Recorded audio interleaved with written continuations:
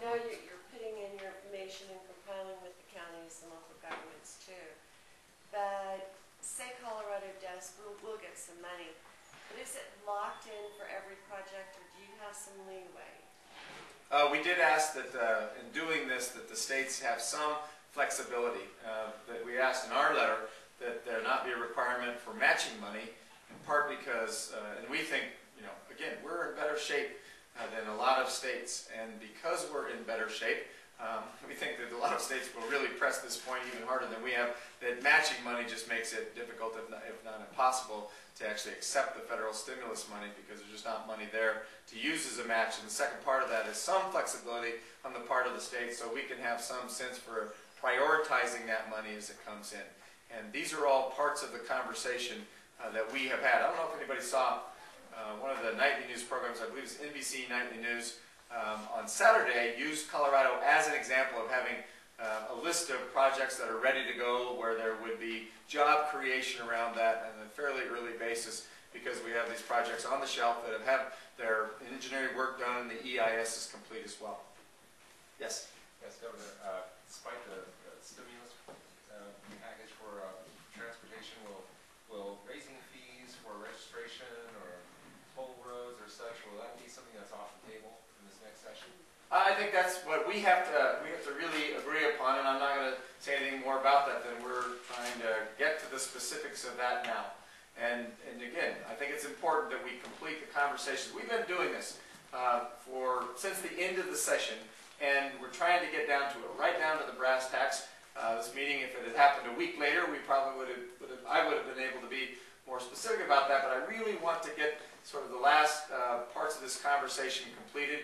There are stakeholders out there who have a variety of views on this. We really try to work through this so we get some consensus from this broad array of people that we're talking to.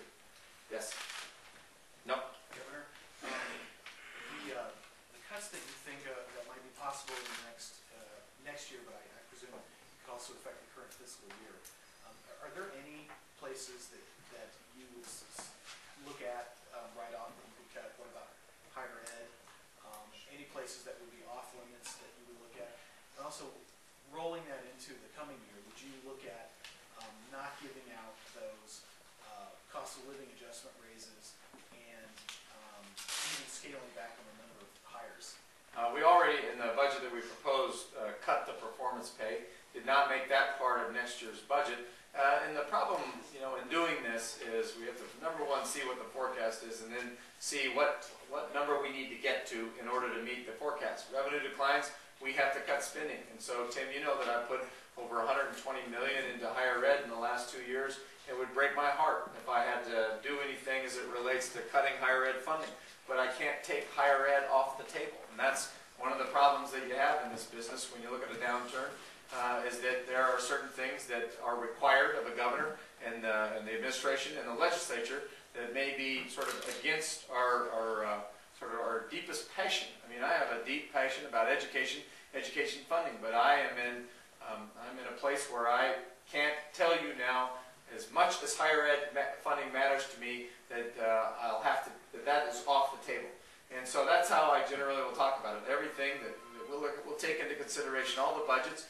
And, I've always said the most basic service that we provide is public safety. We have to be very careful about, doing anything that would compromise public safety. We can't compromise public safety, and so those kinds of agencies, I think, are probably less vulnerable to any kind of cutting than other agencies that are less involved in that. But public health, public education, public transportation, they're all really important, legitimate functions of government, and then you have to start making hard choices once you say something's on the table.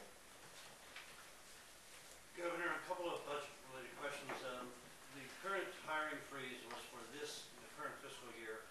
Have you made the decision to extend that to next year?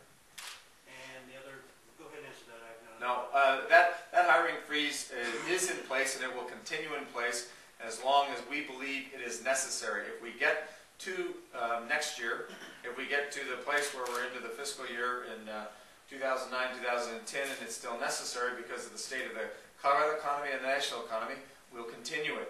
And we should all understand that there is a price that's paid for a hiring freeze. When you don't hire people, There are jobs that other state employees have to pick up and do. They have to, work doubly hard to do that, and they don't get paid extra to do that. And likewise, there are sometimes services that may not get done. And so we look at this, and we'll keep that hiring freeze in place as long as we need to, and come out of it when we're able to. The other budget question. Thank you. The oil and gas industry has had a litany of companies announce cutbacks in the last several weeks and last several months. The economy's on first, credit crunch is second, but the new oil and gas rules are continually labeled as a contributing factor. They're going to come back to the legislature for approval. How do you see that conversation playing out, and what do you think about the new rules? Well, first of all, we were careful when we put together the Oil and Gas Conservation Commission that it included industry representatives. And a year ago there was great concern on the part of the industry about those rules, and several parts of the rules. They were very public in their criticism of that. We worked individually with several companies in that industry to really strike the balance. We worked really hard at this, where we were talking to the industry about what their chief concern was and how we could get to the place of finding really that balance, striking that balance between their ability to continue operating and our ability to ensure that we were protecting the air and protecting the water, protecting wildlife, protecting local communities. And we did that. And I think that's reflected in that unanimous vote that happened last week with respect to the rules. If these rules were such that the industry was leaving because of that, then I don't think you would have seen an unanimous vote, and you would have seen the industry representative voting the way that they did.